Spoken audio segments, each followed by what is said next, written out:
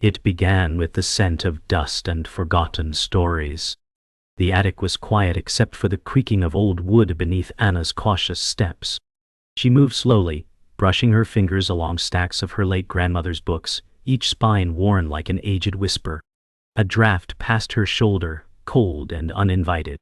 When she opened the faded novel, The Golden Season, a name she didn't recognize, a slip of aged paper fluttered to the floor like a feather. She bent down, picked it up, and unfolded it with trembling fingers. The ink had faded, but the words remained.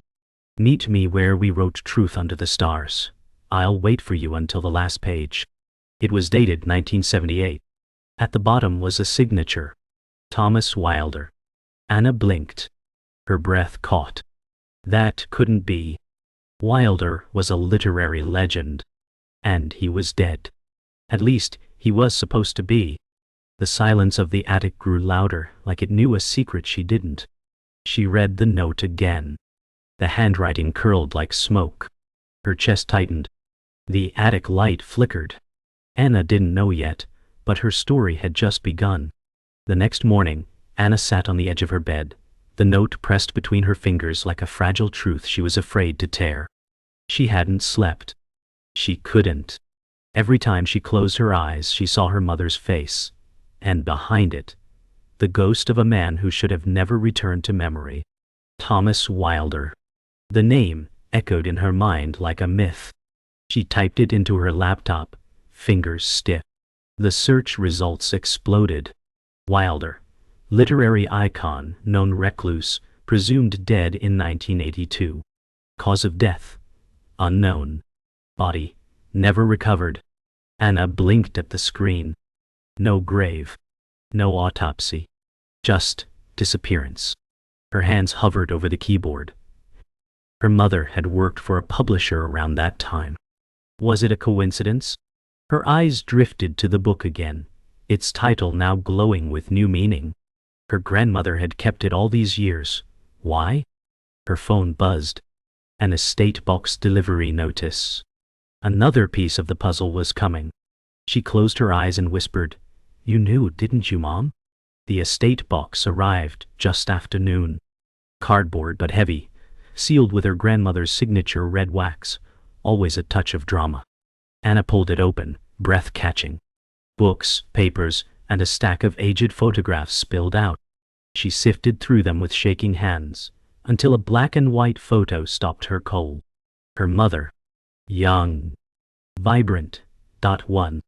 And beside her, unmistakably, stood Thomas Wilder. He looked nothing like the formal portraits online. This version was alive, laughing, while holding her mother's hand. Behind them, a lighthouse loomed in the distance. Anna turned the photo over. Scribbled on the back, Cape Haven, summer 1978. Truth under stars. The same words from the note. Her stomach flipped. She wasn't chasing a ghost. She was chasing something real. And if Cape Haven still existed, it was where her mother's secret began. Or ended. She didn't wait. That same afternoon, Anna packed a single duffel bag, locked her apartment, and took the train north. Her fingers tapped the note against her thigh the whole way, over and over. The ride was long, the windows fogged with breath and blur. As the sun sank behind winter trees, she saw the coastline appear, jagged, cold, gray as ash. The train hissed to a halt. Cape Haven. The platform was quiet. A coastal wind whipped her coat open as she stepped down. A single cab waited, engine running. She slid inside, clutching the photo. The driver looked at her through the rearview mirror. "You sure you want to go to that house?" he asked. Anna hesitated, then nodded. "I have to." The cab climbed narrow roads through silent woods, tires crunching gravel. Finally, it stopped at a wrought iron gate flanked by stone lions. Beyond it, an old manor swallowed by overgrowth. Trees bent low, as if listening. The driver didn't speak.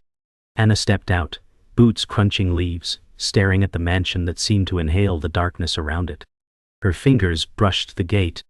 Rust, died, now. Cold. Nah. She pushed it open, It groaned like it remembered her. As she approached the front door, something flickered in an upstairs window. A light. Just for a second. Then gone. She swallowed hard. Someone was here. Or something never left. The front door creaked open slower than Anna expected, resisting her push like it hadn't been touched in years. Inside, the air was heavy, stale with time. Dust veiled everything. Furniture draped in sheets, old paintings sagging on the walls, a chandelier hanging above like a sleeping spider. She stepped carefully, boots pressing into a film of silence. Her flashlight flickered across cracked wallpaper and forgotten memories. There were photographs, faded, water-damaged, some turned face down, others so old their smiles had blurred away. She walked deeper into the hallway until she found the library. It was massive. Books lined every wall. Her breath caught. She moved toward a desk covered in notes, ink bottles, and what looked like an unfinished letter. But before she could read it, the floorboards above her creaked, slowly. Deliberate. Her heart jumped. She wasn't alone in the house.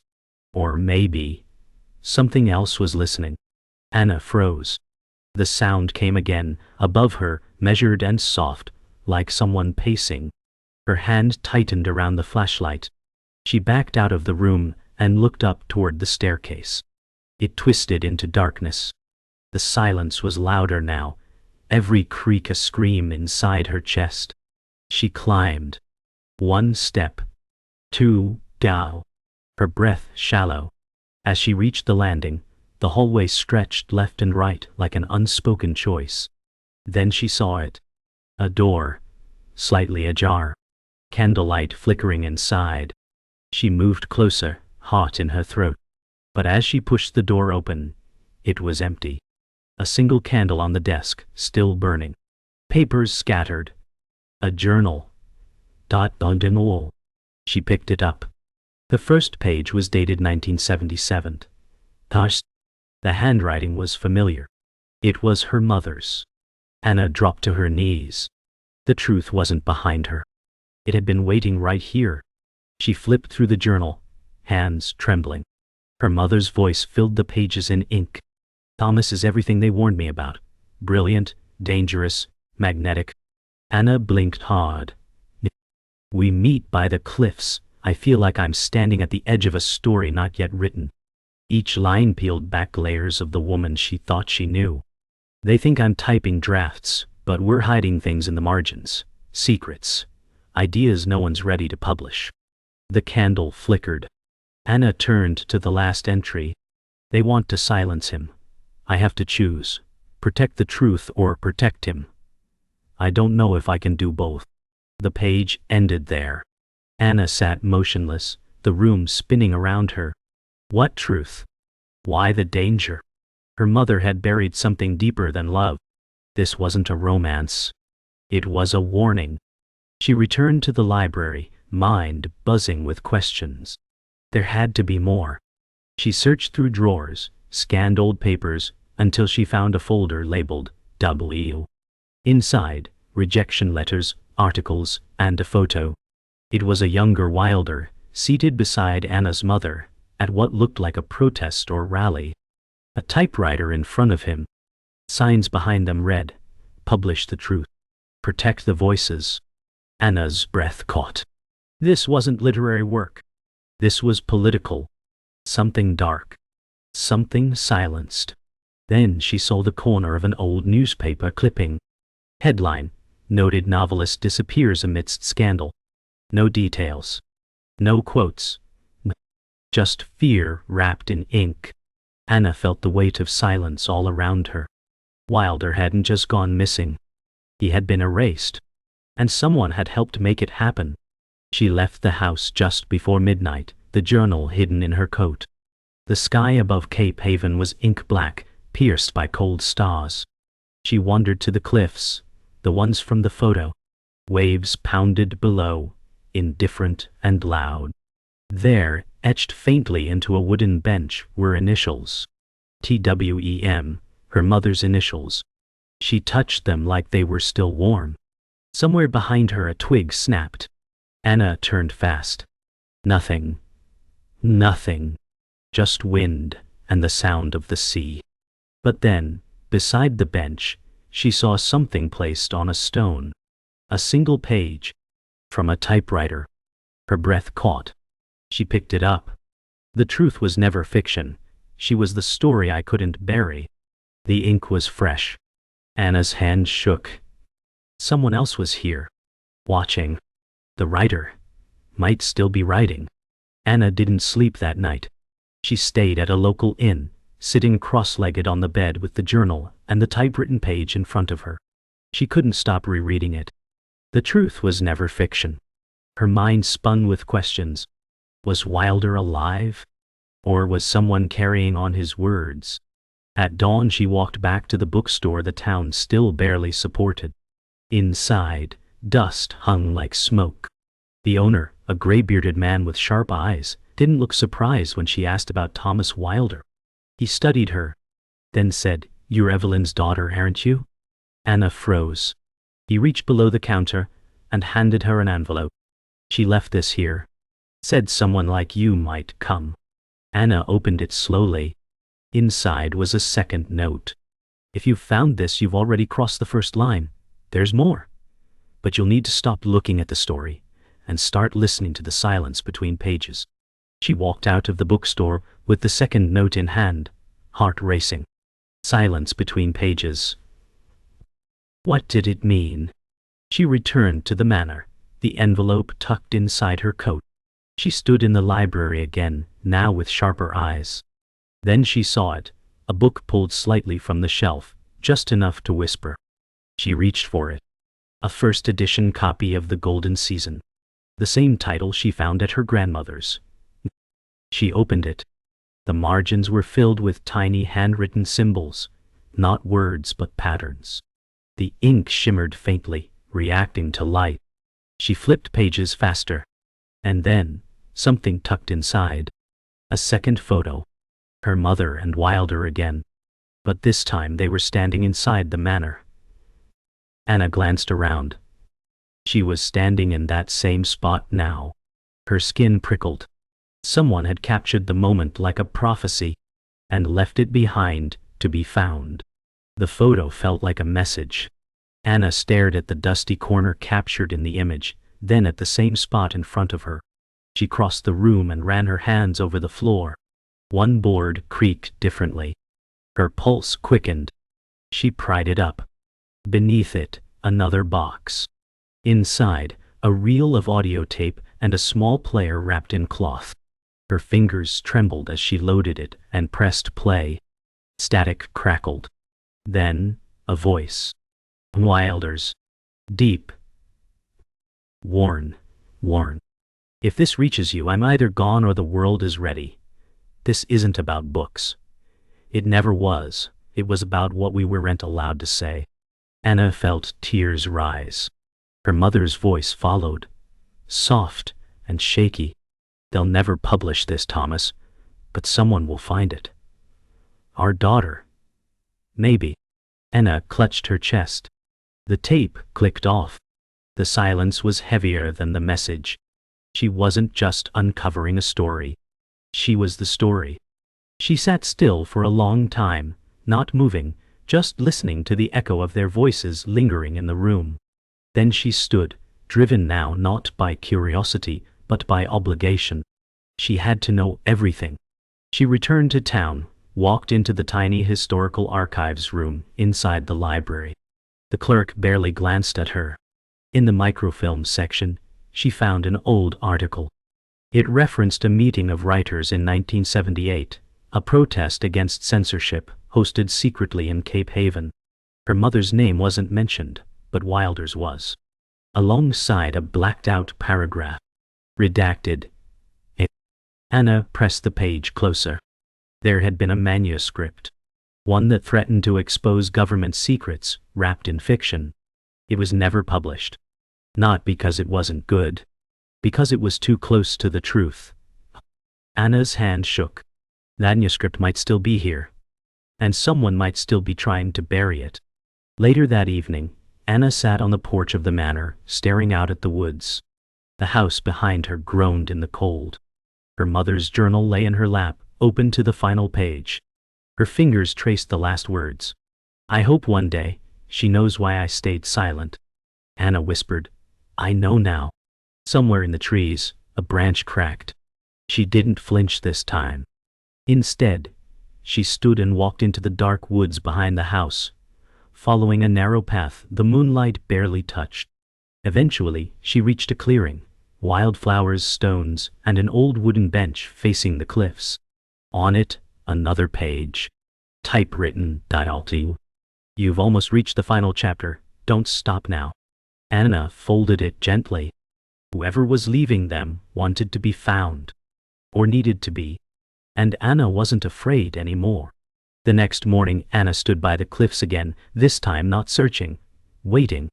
The sky was slate gray, ocean winds howling louder than before. In her coat pocket she carried the notes, the journal, the photo, the tape. All the ghosts of a buried truth. She turned when she heard footsteps behind her. Slow. Purposeful.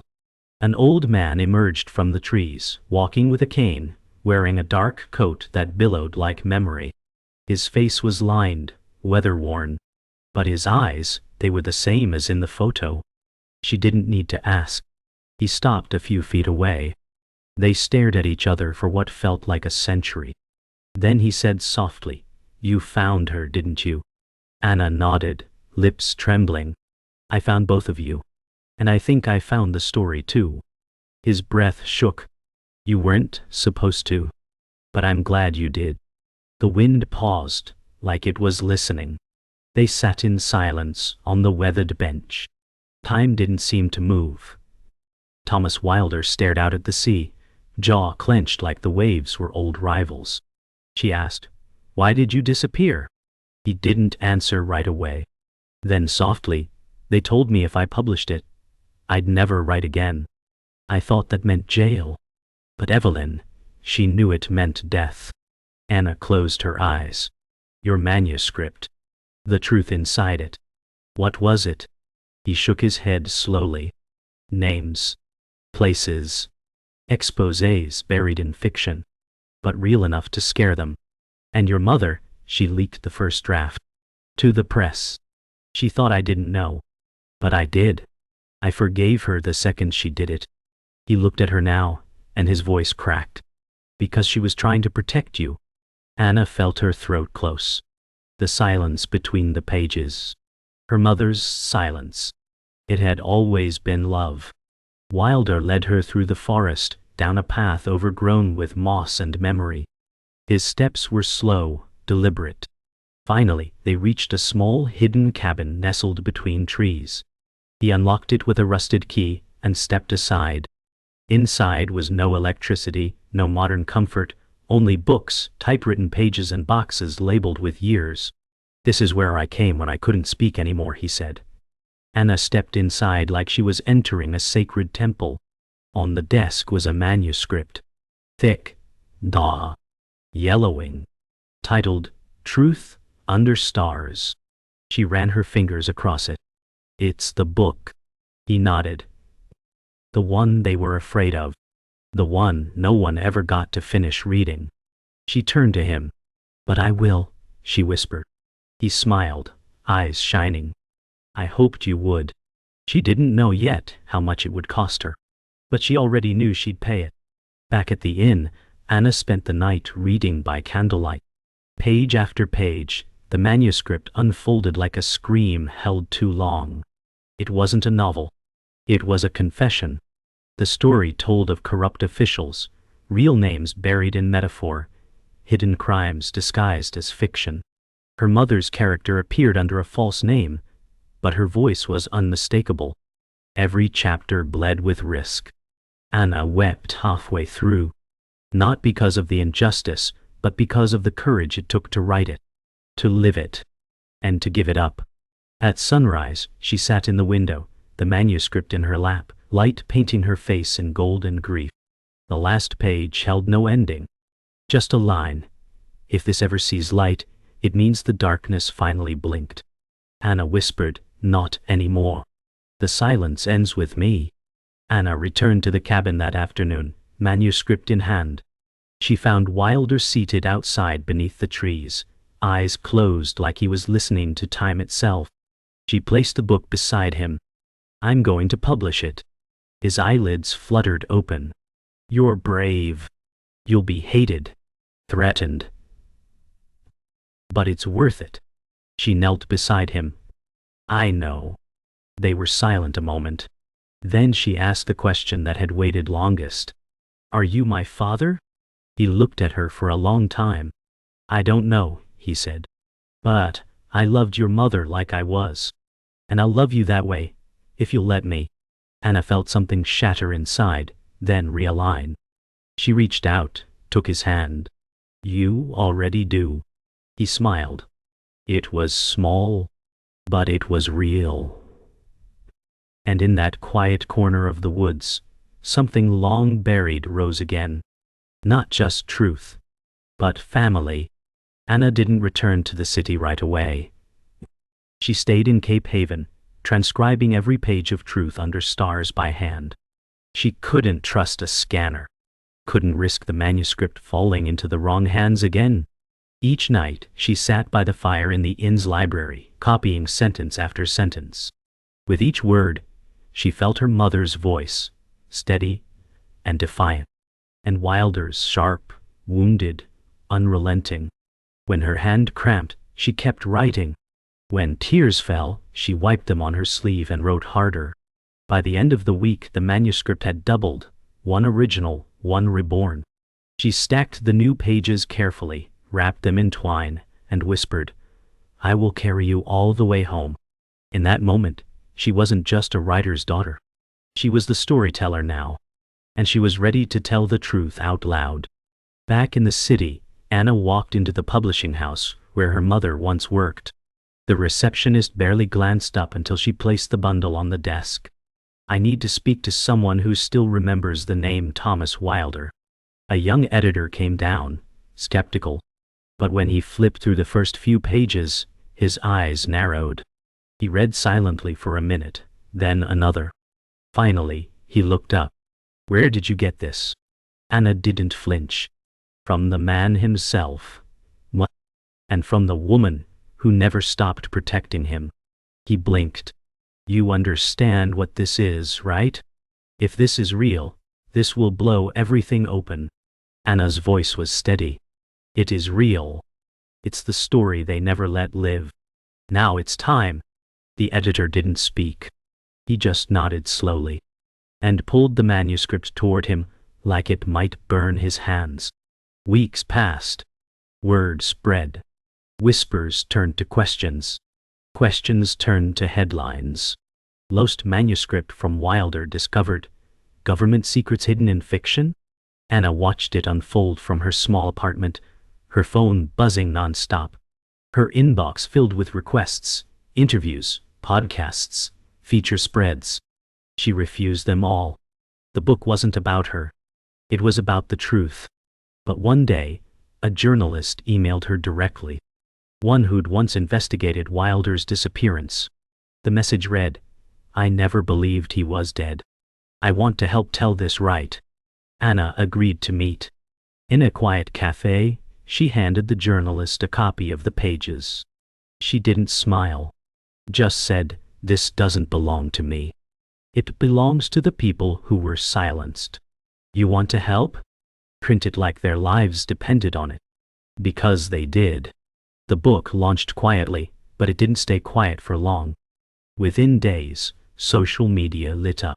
Hashtags, quotes, readers in tears, others enraged. Politicians denied. Retired officials issued statements. The public wanted answers. And for the first time in 4 decades, Wilder's name returned to the headlines, not as a myth, but as a man who had dared to write the truth. Anna watched from her window as a delivery truck pulled up. Boxes of the published edition, Truth Under Stars. Her name on the cover, alongside his. She opened the first copy. Inside, the dedication read, "For Evelyn, who risked everything. For those still afraid to speak."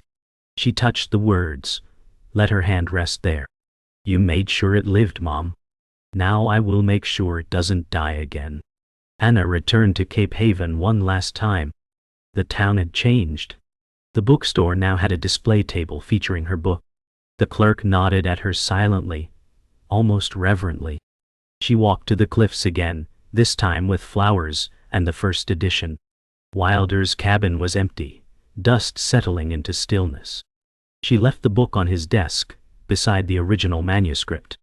Then she walked to her mother's grave near the woods, tucked away from town.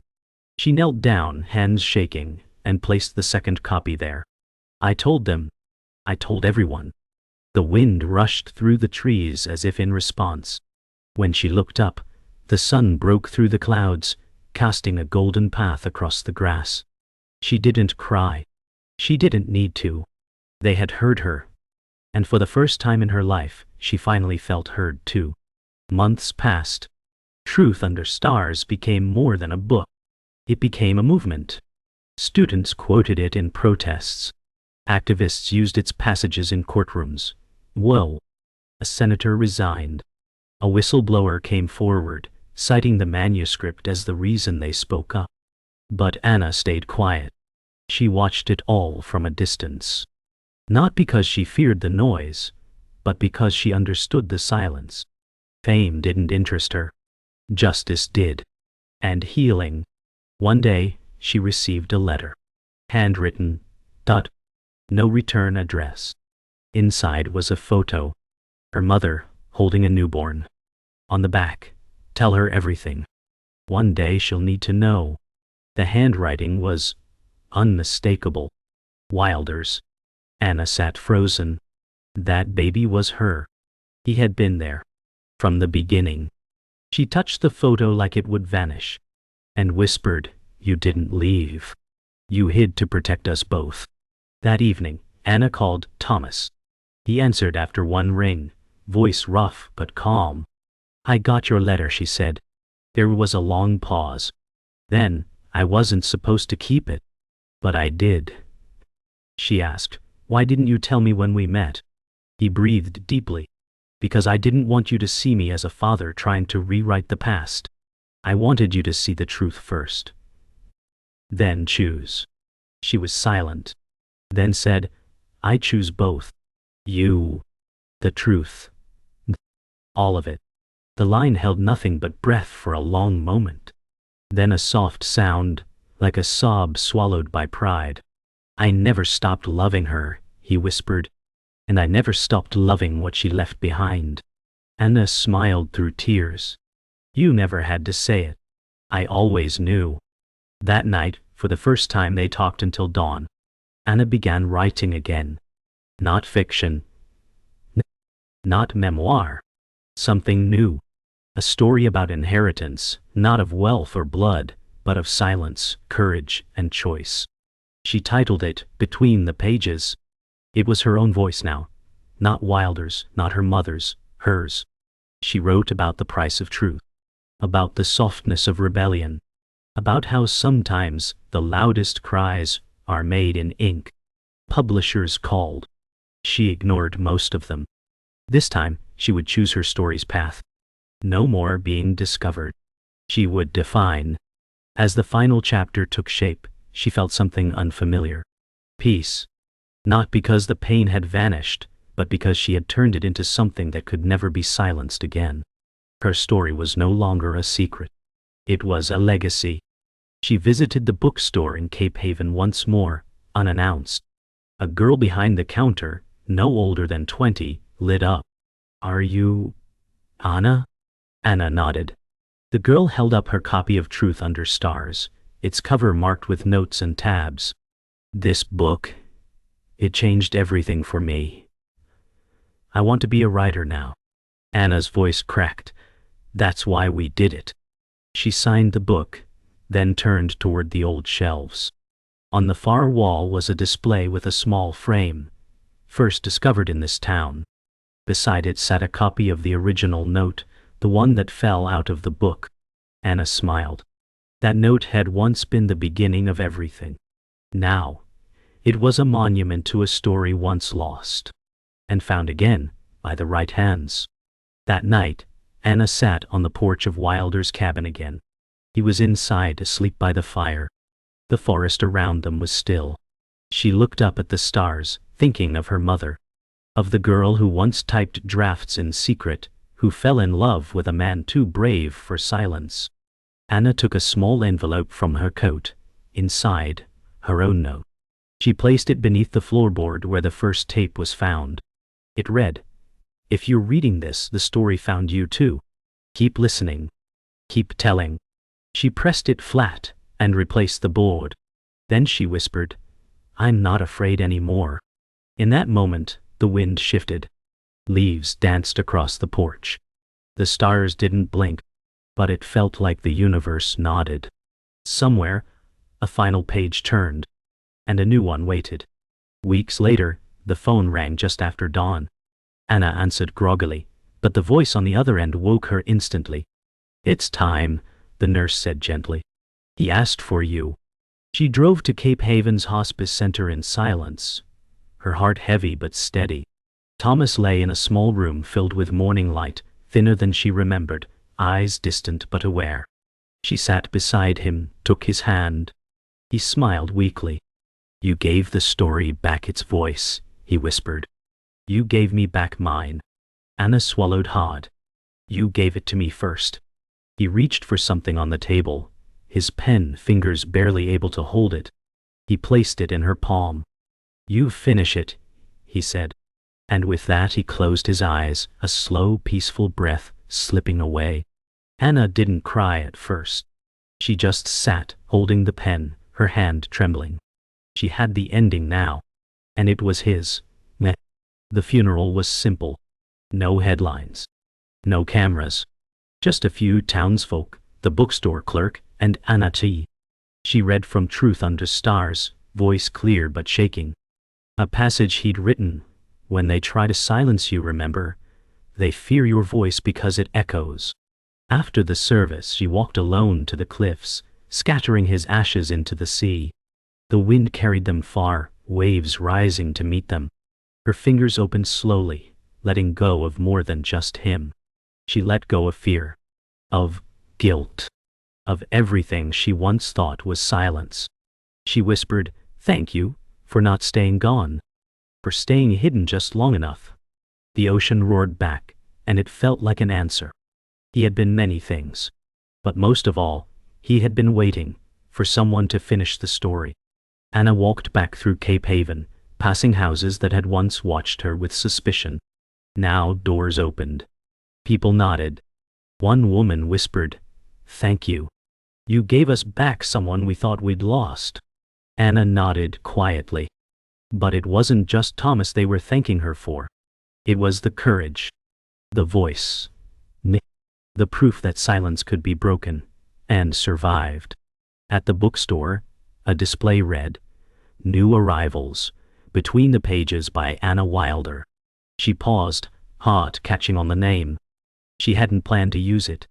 But when the publisher asked, she realized it wasn't just his name. It was hers. Not a claim of legacy but of truth. Her truth. She stepped inside, picked up the book, and for the first time in her life, saw her name not as a question, but as an answer. At a university in New York, students gathered in an auditorium, books clutched like sacred texts. Anna stood at the podium, nerves shaking her fingers. But when she spoke, her voice didn't falter. She told them the story, not just of Thomas or Evelyn, but of the risk it takes to speak when silence is safer. She read the final line of her book. "Ink can rot or it can resurrect. It depends on who dares to read it." The room held its breath. Then came the applause. Not loud, not wild, but meaningful. When she stepped off stage, a girl stopped her. "My mother worked in publishing back then. She tried to tell this story once. They destroyed her." Anna took the girl's hand. "Not this time. Not again. They won't erase you. Or her. Not while I'm here." Months later, in a quiet corner of a bookstore across the country, a teenager pulled a copy of Truth Under Stars from the shelf. A note slipped out, aged like parchment. She opened it slowly. The handwriting read, "The story found me. Let it find you." She stared, then looked up at her mother. "Can I get this one?" Her mother smiled. "Sure, baby." As they walked away, the clerk behind the counter watched with a knowing smile.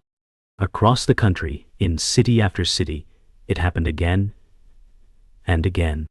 Anna had tucked a note into every copy. Not for marketing, for legacy, for the next girl, for the next silence waiting to be broken. Somewhere, a page turned. And another story, hers, theirs, yours, began. Because the truth never dies. It just waits between the pages.